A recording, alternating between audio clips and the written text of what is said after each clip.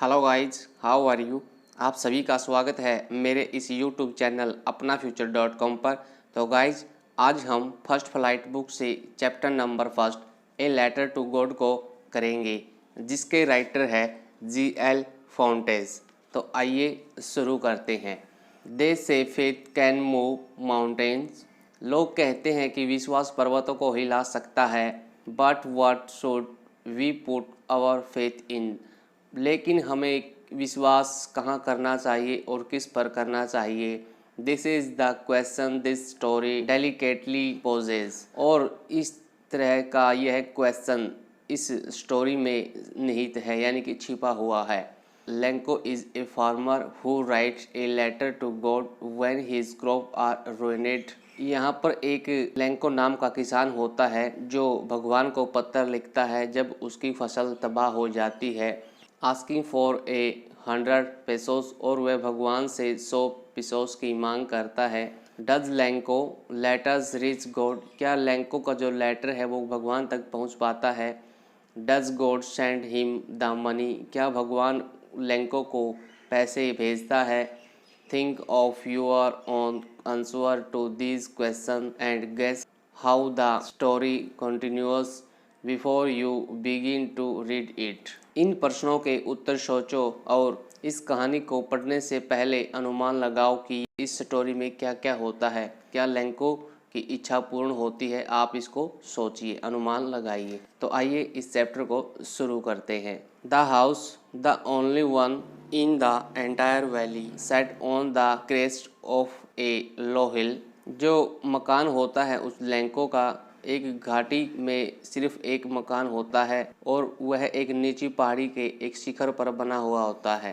From this height one could see the river and the field of ripe corn dotted with the flowers that always promised a good harvest.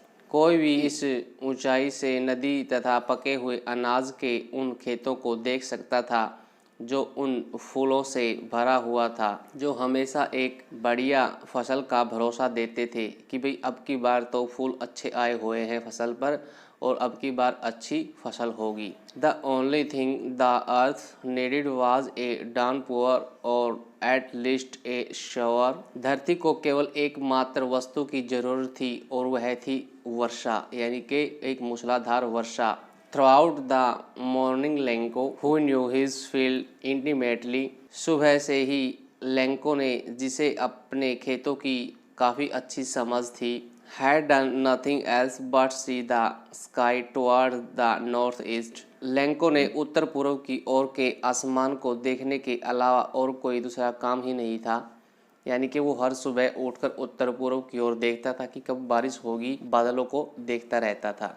Now we are really going to get some water women. Lencho ने अपनी wife Shrimati से कहा कि हम अब कुछ पानी प्राप्त करने जा रहे हैं, यानी कि लेंको ने अनुमान लगा कि वर्षा होने वाली है। The women who was preparing super replied yes God willing. और उस औरत ने जो रात का भोजन बना रही थी, यानी कि डिनर बना रही थी, उसने जवाब दिया हाँ, यदि भगवान ने चाहा तो हमें पानी जरूर प्राप्त होगा, यानी कि वर्षा जरूर होगी। The older boy were working in the field. बड़े लड़के खेत में काम कर रहे थे।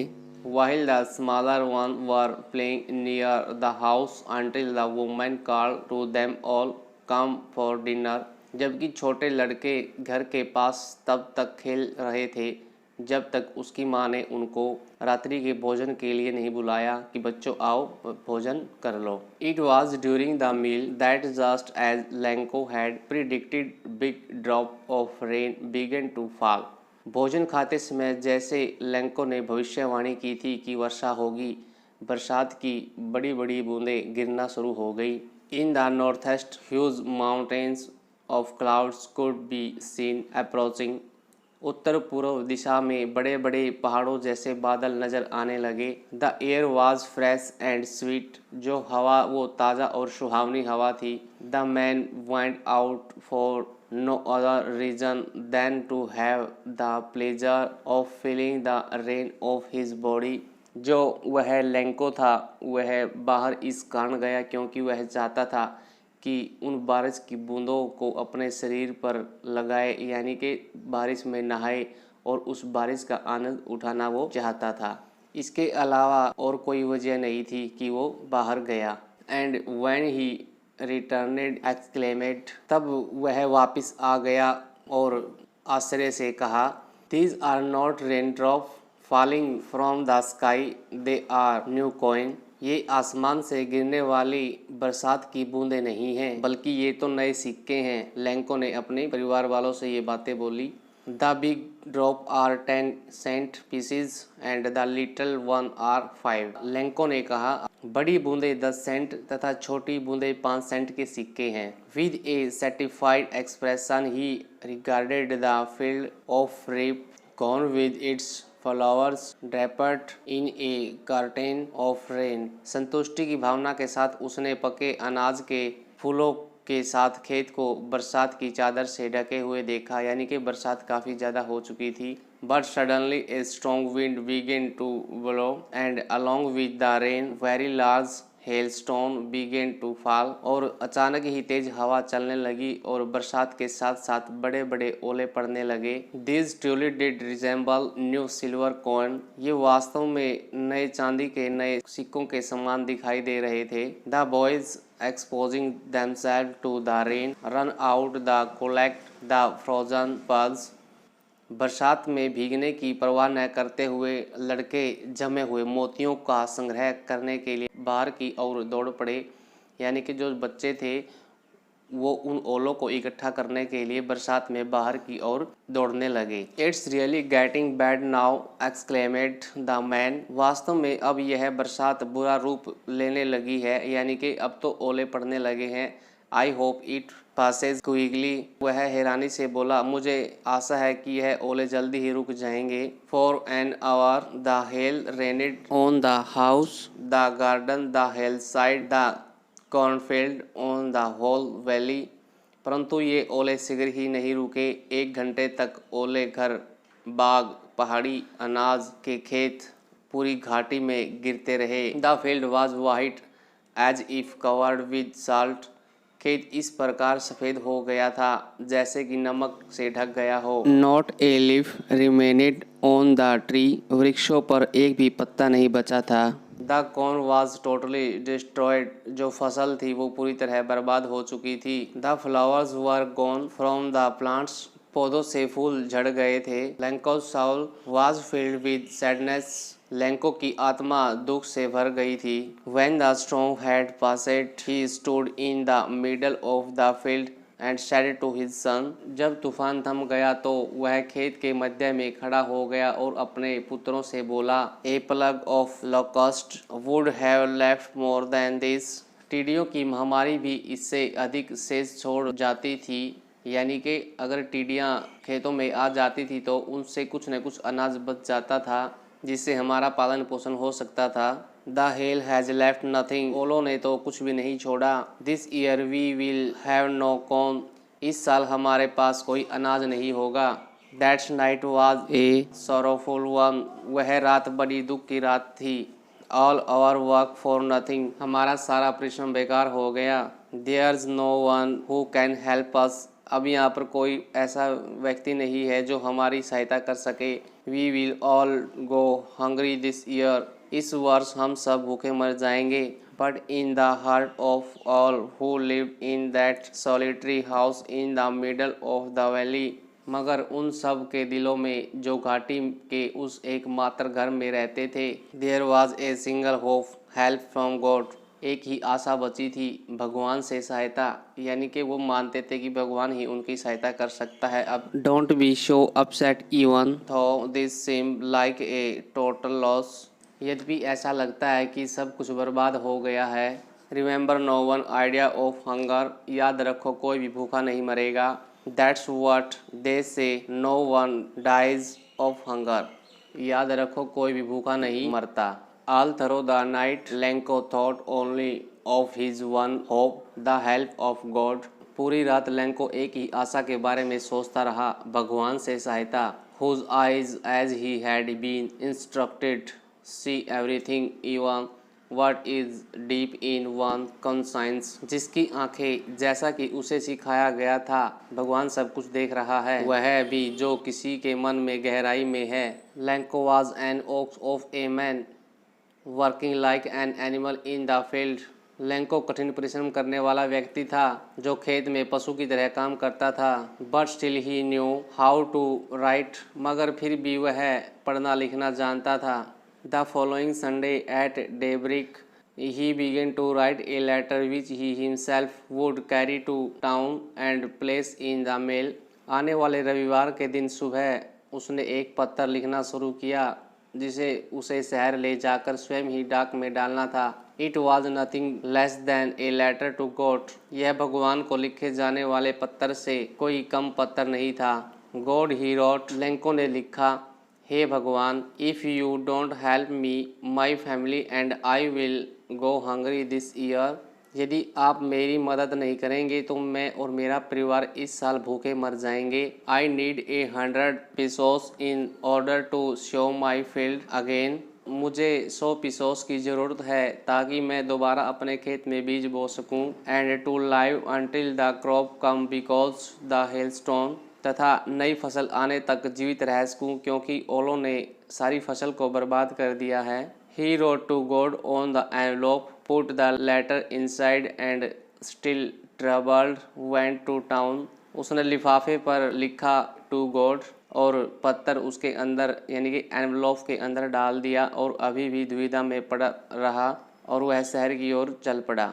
All the post office he placed a stamp on the letter and dropped it into the mailbox. डाकखाने में उसने पत्थर पर टिकट लगाई और पत्थर को डाक वाले डब्बे में डाल दिया। One of the employees who was a postman and also help at the post office went to his boss laughing heartily and show him the letter to God.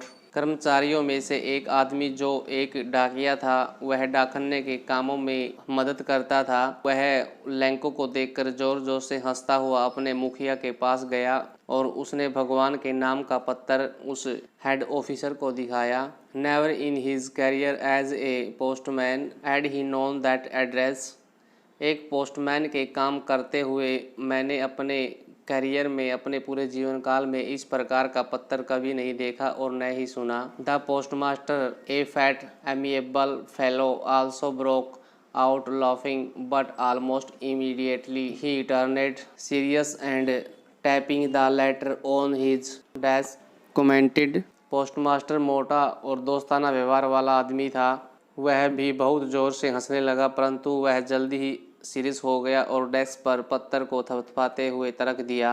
What faith, I wish I had the faith of the man who wrote this letter, कितना गहरा विश्वास, काश मुझ में भी उस आदमी जैसा विश्वास होता जिसने यह पत्र लिखा है। Starting up A correspondence with God, और भगवान के साथ मैं भी पत्र व्यवहार आरंभ कर देता। So in order not to shake the writer's faith in God, the postmaster come up with an idea answer the letter, इसलिए पत्र लिखने वाले की आस्था भगवान में कमज़ोर न पड़ जाए, पोस्टमास्टर को एक उपाय सुझाई दिया कि इस पत्र का जवाब दे दिया जाए। But when he opened it, it was evident that to answer it he needed something more than goodwill, ink and paper, परंतु जब उसने इस पत्र को खोला तो उन्हें पता चला कि उसे अच्छे विचार, स्याही और कागज से अधिक किसी वस्तु की भी जरूरत थी। But he stuck to his resolution, he asked for money from his employees, he himself gave part of his salary and several friends of his were obligated to give something for an act of charity, मगर वह अपने इरादे पर अडिग रहा। उसने अपने कर्मचारियों से पैसे मांगे, उसने स्वयं भी अपने वेतन में से कुछ पैसे दे दिए और अपने कई दोस्तों को इस पवित्र यानी कि धार्मिक काम में कुछ न कुछ योगदान देने के लिए कहा। It was impossible for him to gather together the 100 pesos, so he was able to send the farmer only a little more than half उसके लिए 100 पीसोस की मुद्रा एक साथ इकट्ठा करना संभव नहीं था, इसलिए उसने किसान के पास सिर्फ आधे से कुछ अधिक पैसे ही भेज दिए। He put the money in an envelope addressed to Lenko and with it a letter containing only a single word as a signature, God। उसने पैसे लिफाफे में रखे जिस पर लेंको का पता लिखा और उनके साथ एक पत्र भी रख दिया जिस पर केवल एक शब्द लिखा था, एक ही वर्ड लिखा था, भगवान, जो हस्ताक्षर के रूप में था। The following Sunday, Lenko came a bit earlier than usual to ask if there was a letter from him। अगले रविवार को लेंको हमेशा की अपेक्षा कुछ पहले वहाँ अपने पत्र के बारे में पूछने के लिए डाकखाने में आ गया। It was the postman himself who handed the letter to him while the postmaster, experiencing the contentment of a man who has performed a good deed, looked on from his office।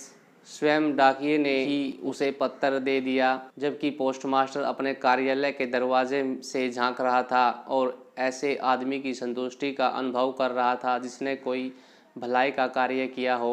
Lanco showed not the slightest surprise and seeing the money, such was his confidence, but he became angry when he counted the money।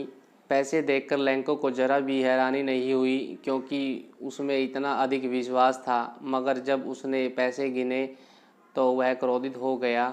God could not have made a mistake, nor could he have denied Lenko what he had requested। भगवान गलती नहीं कर सकता और न ही वह Lanco की प्रार्थना को ठुकरा सकता।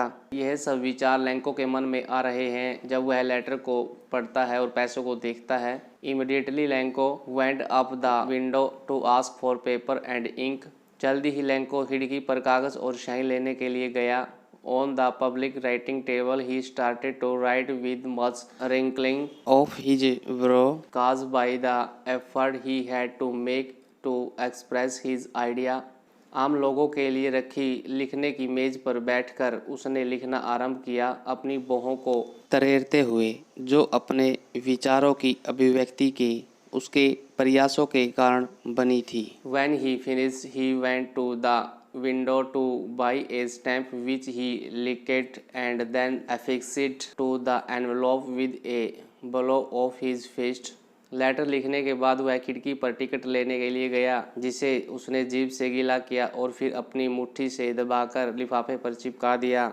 The moment he letter fell into the mailbox, the postmaster went to open it। जो ही पत्र डाक में गिरा, पोस्टमास्टर इसे खोलने के लिए तुरंत चल दिया। It said, पत्र में लिखा था, God, of the money that I asked for only 70 pesos reached me। हे भगवान, जितना धन मैंने मांगा था केवल 70 पीसोस ही मुझ तक पहुँचे हैं। Send me the rest since I need it very much। बाकी के पैसे जो आपने नहीं भेजे वो मुझे जल्दी से भेजे, मुझे इसकी ज़रूरत है। पर don't send it to me through the mail because the post office employees are a bunch of crooks, Lencho. लेकिन इसे मुझे डाक से मत भेजना क्योंकि डाकघर के कर्मचारी एक ठगों की टोली है, वो इसमें से पैसे निकाल लेती है। तुम्हारा लेंको। तो गाइज इस तरह से लेंको यानी कि एक फार्मर जो होता है उसके बारे में हमने पढ़ा है, जो कि काफ़ी अच्छा चैप्टर था और मुझे यह आशा है कि आपको ये चैप्टर अच्छे से समझ में आ गया होगा। तो गाइज यदि आपको ये चैप्टर अच्छे से समझ में आ गया है तो इस चैप्टर को, इस पोस्ट को ज़्यादा से ज़्यादा लाइक करें, कमेंट करें एंड अपने दोस्तों को शेयर करें। और गाइज यदि आपने अभी तक भी मेरे इस यूट्यूब चैनल अपनाफ्यूचर.com को सब्सक्राइब नहीं किया तो आप इसको सब्सक्राइब जरूर कर दें ताकि आपको इस तरह की वीडियो यहाँ पर मिलती रहे। तो गाइज आज के लिए इतना ही काफ़ी है। Thanks for watching and be positive guys.